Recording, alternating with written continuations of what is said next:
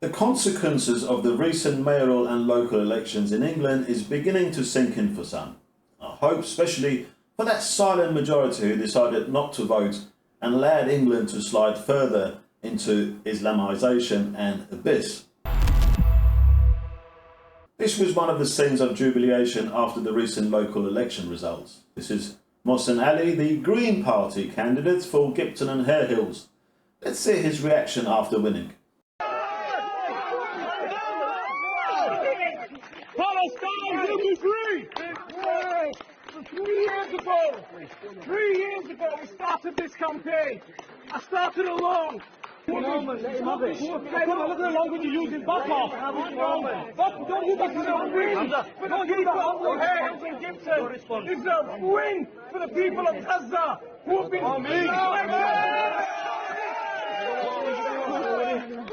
We will not be silent. We will raise the voice of Gaza. We will raise the voice of Palestine. Allahu Akbar! This is a local election. You were elected to a council. The council's job is to collect the bins, run the schools, the police, the fire brigade, the public transport, the local level issues. That's why it's called local elections. You're not supposed to do anything for Gaza. The council can't do anything for Gaza. It's not supposed to do anything for Gaza. It's local elections. Gaza is not local. It's in a different country. And this Mothin Ali supported and justified the Hamas attack on October the 7th. He supported the attack by a group that is prescribed by the UK government as a terrorist group. And the Green Party was happy to have him as a candidate. They said, yeah, come on board. It doesn't matter if you support a terrorist group. The Green Party introduced him on their website as an accountant and a qualified mufti. I sincerely hope they vetted his sermons before putting him up as a candidate.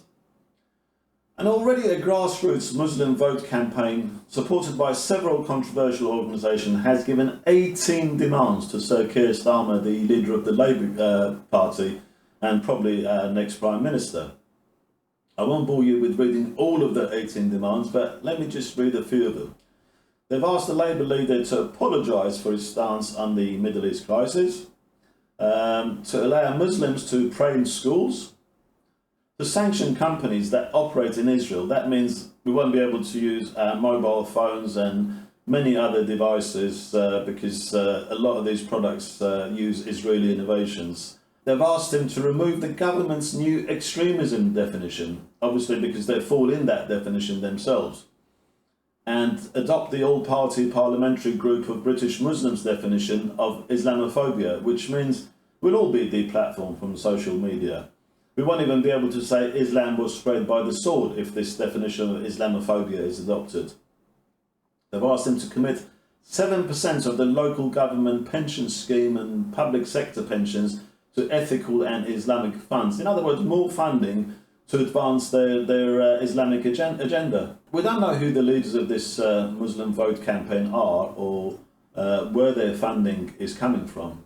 But they've basically told the Labour Party to either give in to our demands or its supporters would vote Greens or Lib Dems. So basically, the next Labour government will be a coalition government with this Muslim voting campaign group. And the Greens and Lib Dems, they've said, yeah, sure, come on board. So while the British Muslim vote campaign have been actively influencing the election results, the silent majority, with the help of mainstream parties, have basically surrendered the secular England that we once knew. And let's just end with another election victory jubilation scene in the local elections, this time in Burnley. Is this still England?